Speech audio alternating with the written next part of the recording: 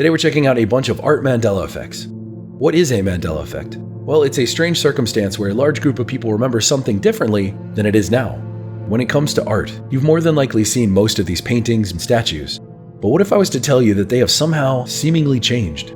Some swear that nothing has changed. They're all the exact same. But then there are others out there, you might be one of them, that says these have absolutely changed. It's enough to make you feel crazy. That's what we're talking about today, and I'm sure some of these are going to blow your mind. Remember, the fun of the Mandela Effect is that we don't know what caused these changes, or why some people are affected by some changes and others aren't. It's a weird mystery, but that's why I love talking about it.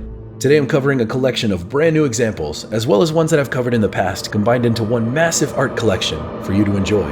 Links for everything are in the description. Let's check out some Art Mandela Effects. To kick this video off, let's talk about the classic painting, American Gothic, by Grant Wood.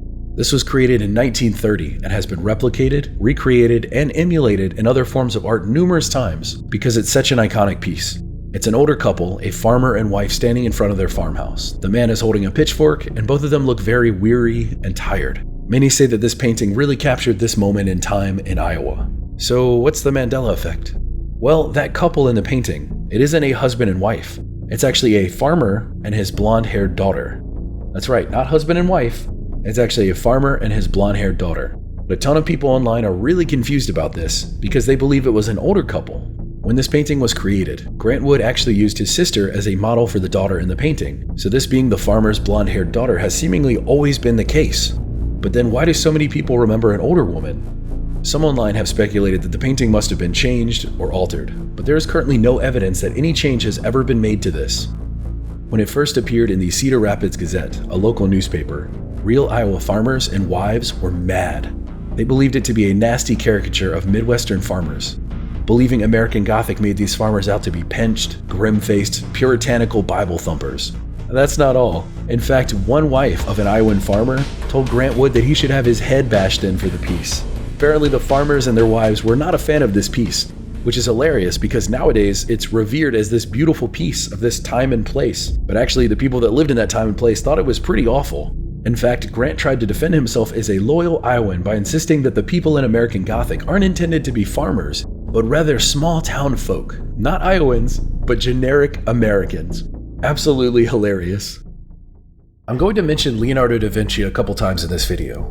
One, because his art has left a lasting impact on the world. And two, because a lot of his pieces have been affected by the Mandela Effect. So let's take a look at the Vitruvian Man. A drawing of a man facing towards you with arms and legs in different positions. Here's my question for you. In this detailed anatomical drawing, how many arms are shown? Many people remember 3 sets of symmetrical arms, but this drawing in fact only has 2 sets of arms. Some believe the empty space on the left and right between the arms and legs was supposedly where that extra set of arms were, but as of now, they've never existed. Others believe that the 3rd set of arms were sticking straight up in the air. There are a few different variations of this supposed memory, but in all cases, there were 3 sets of arms, not 2. Do you remember there being more than this, or is this exactly what you remember?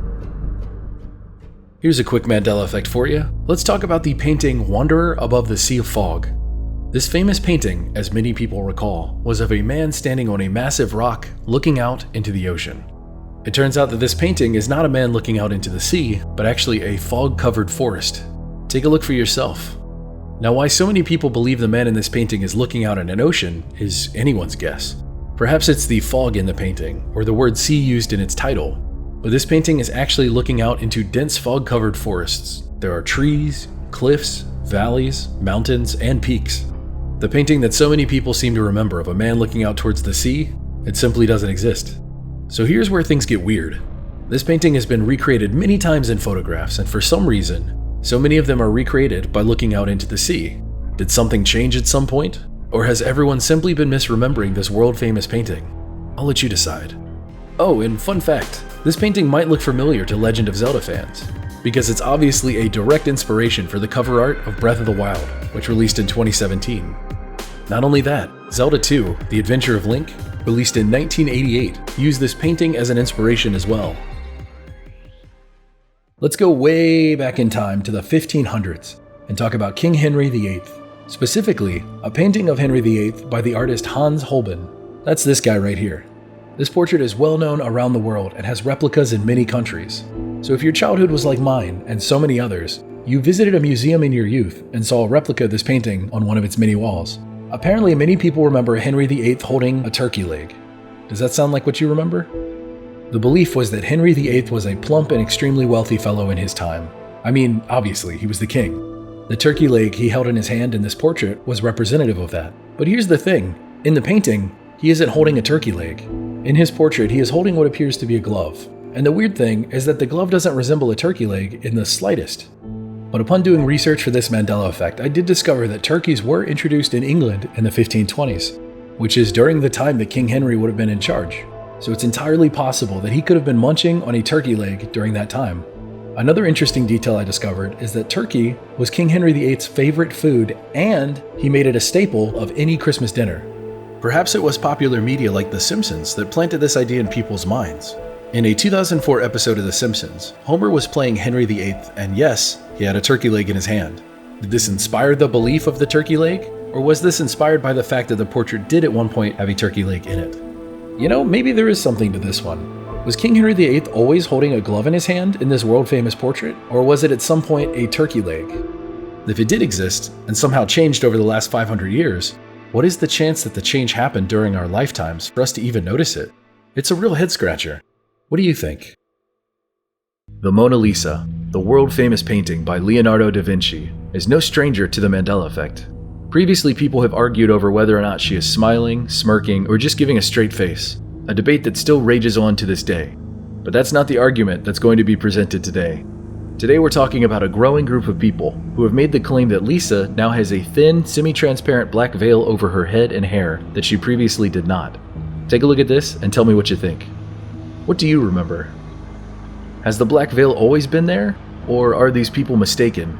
Or has this strange new addition to history crept in without anyone noticing? Here's an outlandish theory that someone proposed that seems entirely within the realm of possibility. Perhaps the Mona Lisa was stolen many years ago and replaced with a finely crafted fake. If that actually was the case, I could understand a few differences here and there. I mean, the cost of insurance for the Mona Lisa today is valued at $870 million. That's a valuable piece of history. Now, I'm no art expert, so definitely don't take my opinion as fact. But of all the times that I've viewed this painting, I've never once noticed this black veil, let alone how detailed it is. I mean, look at the edges on the left side of her hair. It's exquisitely detailed. One interesting fact from this time period is that a black veil typically signified a pregnant woman or a woman who just gave birth. A very modern theory regarding the model for the Mona Lisa is that she was indeed pregnant, but amazingly enough, this is not the first time that the Mona Lisa was pregnant theory has been floated. In 1959, a British doctor, Kenneth D. Keel, published a paper in the Journal of History and Medicine and Allied Sciences, insisting that the woman in the world's most famous painting had a puffy neck caused by an enlarged thyroid gland, a sure sign that she was pregnant. What do you think about all this? Another effect is the creation of Adam, a gorgeous painting by Michelangelo on the Sistine Chapel ceiling. I'm sure most of you remember this one. It's the image of Adam reaching up his hand to God as God reaches down his finger to Adam. Except now that isn't actually how it looks. The placement of the two are the same, but now God's hand is below Adam's and is reaching up to Adam. This seemingly small change has confused so many online and has led to many people saying something's not right here, something's wrong, this isn't what I remember. So does this look right to you, or should God's hand be much higher? The Starry Night is a beautiful painting painted by Vincent van Gogh in 1889. This mesmerizing oil-on-canvas painting depicts a beautiful cityscape in France. The sky is covered in stars and swirls. Here is where the Mandela effect comes in. On the left side of the painting, there is a massive object in view. What do you remember that object being? Is it a castle? A mountain? A tower? Or a tree? This Mandela effect came to my attention because of a hugely popular thread on the subreddit No Stupid Questions. At the time, there was over 8,000 upvotes and hundreds of comments from shocked individuals. It turns out that the massive structure is actually a tree, a cypress tree. This Mandela effect fascinates me because of the sheer number of people shocked by the tree not being a Gothic-style castle. Personally, I remember the dark outline of something tall, but what that exactly was, I can't recall. My brain wanted to say a castle or a tower, but it was a vague memory. And seemingly a lot of people in those comments had the exact same thoughts. So what do you remember? Give me all of your thoughts and hot takes in the comments below. The Scream is a beautiful composition created by the Norwegian artist Edvard Munch in 1893. Now, this piece was brought to my attention by multiple commenters claiming that something had changed about this incredibly iconic work of art. So let's take a look at it. Are there any details here that you don't remember being here? I noticed something right away, and upon doing more research, it turns out that a lot of people online don't remember ever seeing this gold bracelet on the wrist of the screaming figure. What do you think? So here's an interesting detail. Edvard Munch created at least 5 versions of the Scream. The first in 1893, the second in 1895, the third in 1910, which many art historians believe is a replica painting Edvard made after selling the original 1893 version. The fourth is a lithograph version, and the fifth version is the most mysterious. Many people believe that it is actually the first version of the Scream, as it's incomplete and lacks a lot of the colors and details of later versions. Interestingly enough, the gold bracelet isn't found in all 5 versions, but in the most famous version, the 1893 version, it's prominent, colorful, and once you notice it, you can't unsee it. It's such an eye-catching detail, and yet very little, if anything, has been written or discussed about this. You have to remember, these works of art have been discussed for over 100 years. Every color, every detail, every stroke and choice the artist made, analyzed and discussed. Not only that, these pieces have been recreated for just as long, and no one ever really seems to notice this bracelet. Even the modern-day exacted detail parodies somehow still completely miss this eye-catching golden bracelet. Very interesting indeed. So what do you think about all this? Is this just a detail seemingly everyone overlooked? Or is this the Mandela effect? Let me hear your thoughts below. Picture a classic Viking in your mind. I'm talking about real Vikings, 8th to 11th century Scandinavian Vikings. Visualize the armor that they wore, what weapons they carried, and the paint that they covered themselves in. Now visualize the helmets that they crafted and adorned for battle. Here is my Mandela effect question for you. Did Vikings ever have horns on their helmets? Yes or no? From an artistic point of view, the horned helmet is almost always associated with Vikings. So obviously now Vikings have never had horns on their helmets. Not a single Viking helmet has ever been dug up or discovered with horns, in fact. Does that surprise you? Whether you're a football fan looking around for a Halloween costume or your high school mascot was the Vikings, this is overwhelmingly a trait of Viking mythology. Practicality-wise, horns on helmets wouldn't even make that much sense. Sure, they might intimidate enemies, but they're more likely to get caught on a Viking's own weapon, or snagged in a tree, falling off because of its own heavy weight, or getting embedded in an enemy's shield. So how is this even possible? Was this concept simply created and propagated throughout history with no basis in history? Or is this the result of the Mandela effect? Today, the visual of Vikings and horn helmets are synonymous, so I'll let you decide. Tell me all about it in the comments below. Our next Mandela effect has to do with a series of classic paintings by Cassius Marcellus Coolidge between 1894 and 1910. These paintings are known as dogs playing poker. I'm sure even the most casual art fan will recognize these paintings because they have been displayed in the backgrounds of numerous movies, shows, and quite a few bars. Here is the dogs playing poker Mandela effect. Did any of the dogs ever wear a transparent green visor? You know, this kind of hat. Yes or no? Despite the fact that a ton of people fondly remember these paintings of realistic dogs playing poker, no such painting exists with a dog wearing a transparent green visor. What amazes me most is that I can see the painting in my mind. I'm sure quite a lot of you can as well. So where did we get this visual from? I tried digging deeper into this case and I haven't found anything yet. We all know these paintings were very popular and I'm sure quite a few spin-offs and variations exist, but even then I'm still unable to locate a painting with a green poker visor. So if anyone has any idea where this comes from, please leave it in the comments below. Together, we can hopefully solve this mystery. Today we're looking into the Mandela effect mystery of the missing dinosaur. Let's set the stage. It's the 1960s in the town of Bolton in northern England. Within this city is a public museum and art gallery known as the Bolton Museum. Inside of this museum stood a massive replica dinosaur model that towered over visitors. Anne Wright, head of English at Rumworth School, remembered seeing the dinosaur on visits in the early 1960s. I remember a huge dinosaur standing in the entrance to the natural history section. Alan Rushton also remembers his first time seeing the dinosaur. I remember as a schoolboy going on visits to the museum and standing in awe looking at it. What a magnificent sight it must have been to gaze upon that replica dinosaur model. Unfortunately for anyone thinking about seeing it today, it isn't possible anymore. It turns out that the dinosaur exhibit that once resided there is missing. So you might be wondering, what does a missing dinosaur display have to do with the Mandela effect? Well, it's quite simple. The dinosaur display that supposedly is missing apparently doesn't exist. And I don't mean the dinosaur doesn't exist anymore, or was stolen, or was put away. I mean it quite literally has never existed. Anne Wright's quote from earlier continues, "I remember a huge dinosaur standing in the entrance to the natural history section. One day I went in, and it was no longer there. Later on, when I asked about it, none of the staff could remember anything about it, but I know I saw it. Now nobody seems to know anything about. It's bizarre." Let's also finish Alan Rushton's quote about seeing the dinosaur display. "I remember as a schoolboy going on visits to the museum and standing in awe looking at it. I raised the matter when I was on the arts committee, but we were never able to find any trace of it." He continues, "Am I supposed to accept that my eyes deceived me, or this enormous dinosaur was a figment of my imagination?"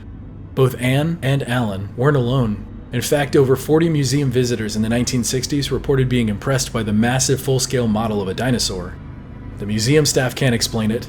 They also can't find any records of this replica dinosaur existing. Not a photo, not an article, not a shred of evidence other than the 40 or so people who remembered this display. Now that half a century has passed, time is running out to solve this mystery using first-hand accounts. Over the intervening years, the case of a missing dinosaur display has puzzled museum staff and the public. So is it possible that the Mandela effect is to blame? We know conceptually the Mandela effect can change memories, details, and past events, both big and small. Both the missing Bolton dinosaur and the Mandela effect fall under the skeptic dismissal known as mass misremembering. The concept is that tons of people simply misremembered all the same details, individually, somehow. So tell me, is this simply a case of mass misremembering? Honestly, only the 40 or so people who saw that display, or thought they saw the display, could ever really know. Stephanie McGuire of Bolton Council said, "There have been stories and questions about this dinosaur skeleton over the last 20 to 30 years, but there are no records of Bolton Museum ever having owned such a skeleton. The museum service have some photographs of the galleries in the 1930s when they opened, but there is no dinosaur."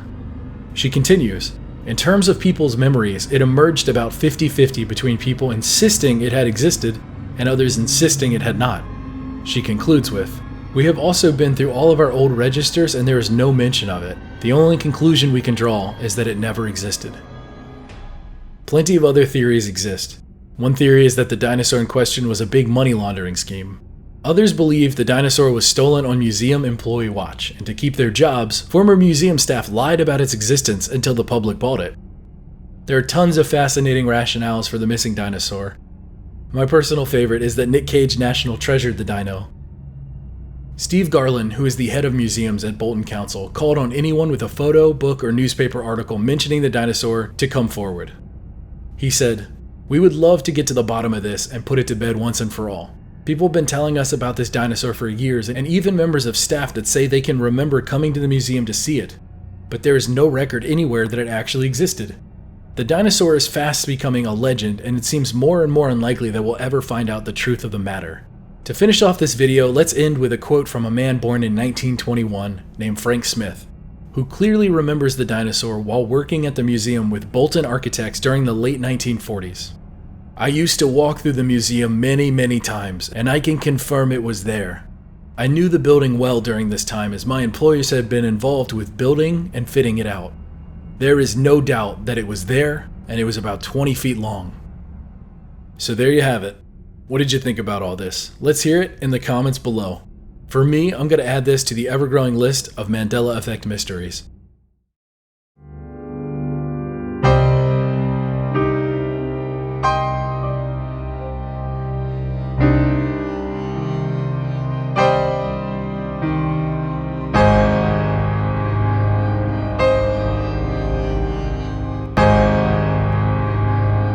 Today we're talking about a classic work of art that has gone through not one, not two, but as it is right now, 3 Mandela effects.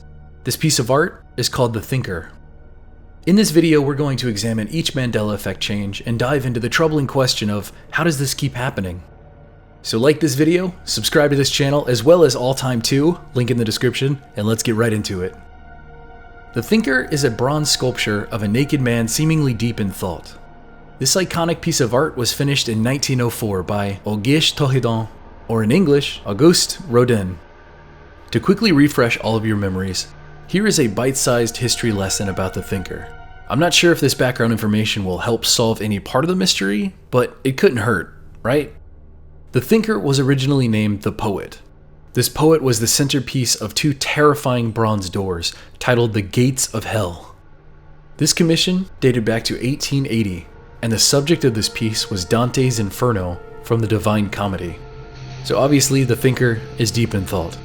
Eventually separated from the Gates of Hell, the thinker was, as I mentioned earlier, finished in 1904, put on display in 1906, and eventually moved to the gardens of the Rodin Museum in 1922, 5 years after his death.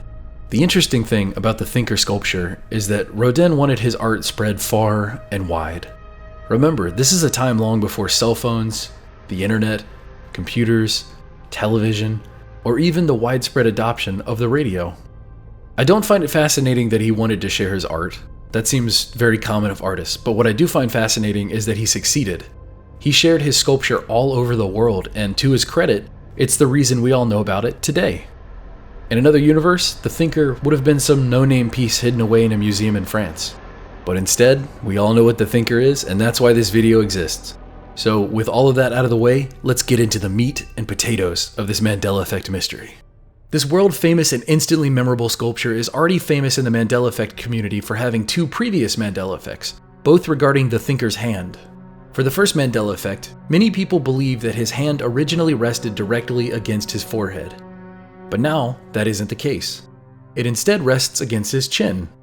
Others claim it has always been this way, so which side do you fall on? Is it the forehead or the chin? The second Mandela Effect is about the thinker's fingers.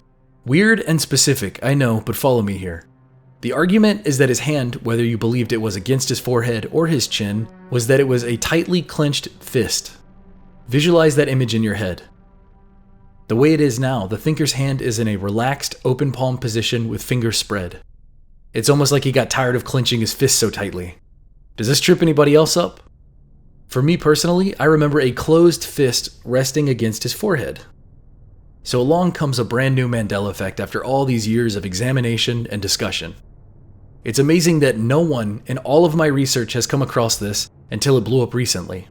It's as if it just randomly appeared one day. Think back to what the bronze man is wearing. Does he have any clothes or accessories on at all? Most of you are probably recalling nothing, correct? Well, here is my question for you today. Is the thinker wearing a hat? Yes or no? You'll be happy to know that the thinker is still naked, as long as you don't include the hat that he now wears on his head.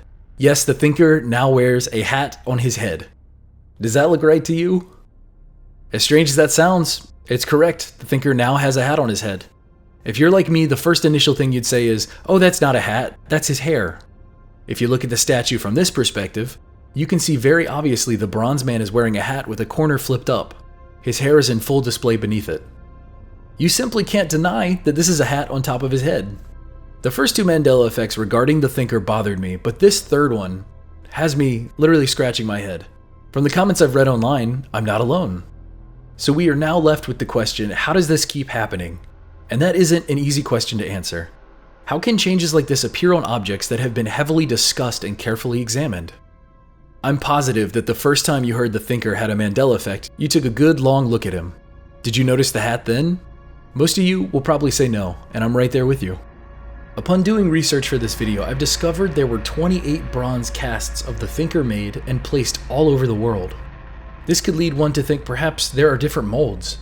But in fact, all 28 casts are identical in depiction. The only difference is size. So I kept on digging for residue. A show that ran from 1959 to 1963 called The Many Loves of Dobie Gillis had a rendition of the thinker sculpture that shows exactly what it seems to be to this day. Adding to that, the main character of the show then proceeds to do the exact same pose. So far it seems like we're all in the wrong, but there's more. In another screenshot I found of this show, and I'm sorry for the terrible quality of this image, the main character is posing in front of the thinker, but is now doing a fist instead of an open palm. There are many others though. For example, there is an episode of Hey Arnold that depicts a seemingly incorrect cartoon rendition of the thinker. Maybe they simply didn't look up anything for reference. Another piece of residue is this very weird and very off 1989 IBM commercial. The pose of the thinker in this is completely unlike anything I've found yet. Let's take a look at this.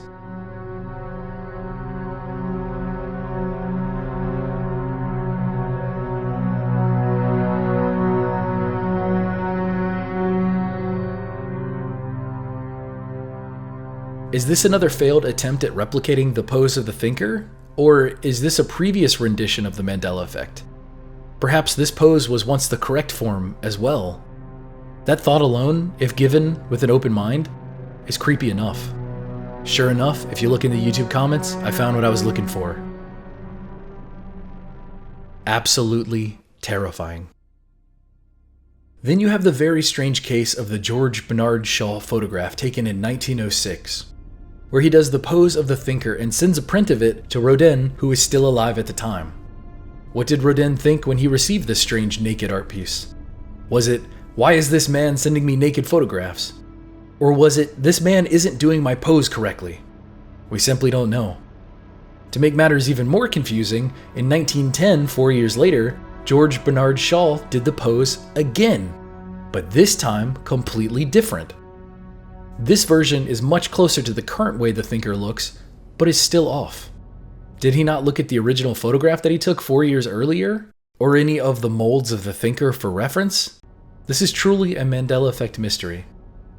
There is a ton of residue still out there, and I could go on, but I'll just show you a few more. Like this one. You can purchase a mini sculpture of the thinker with his hand in a fist on his chin, instead of it being an open palm like it seemingly is now. Even the description for the sculpture talks about his hand being in a fist. That's very confusing. You'd think if you were re-sculpting the thinker, you'd look at the thinker for reference, right? So why would you sculpt the hand differently? I don't know, I find that very strange. But this right here is the most disturbing part of all three of these Mandela effects. Modern day photographs of people posing in front of the thinker, doing the thinker pose incorrectly. It's literally in the frame with you. Just look over your shoulder. And it's not just one photo. It's over and over and over. This kind of stuff is what makes the Mandela effect creepy. It's the kind of stuff that makes it all-time scary. The thinker now joins other Mandela effects like the Wizard of Oz, who are ripe with countless changes.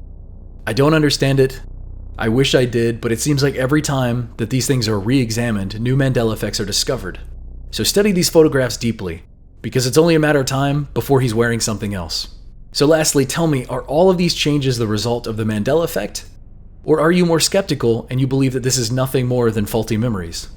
Do you remember all of these things? Or are all of these things totally different? The number of Art Mandela effects is growing every year.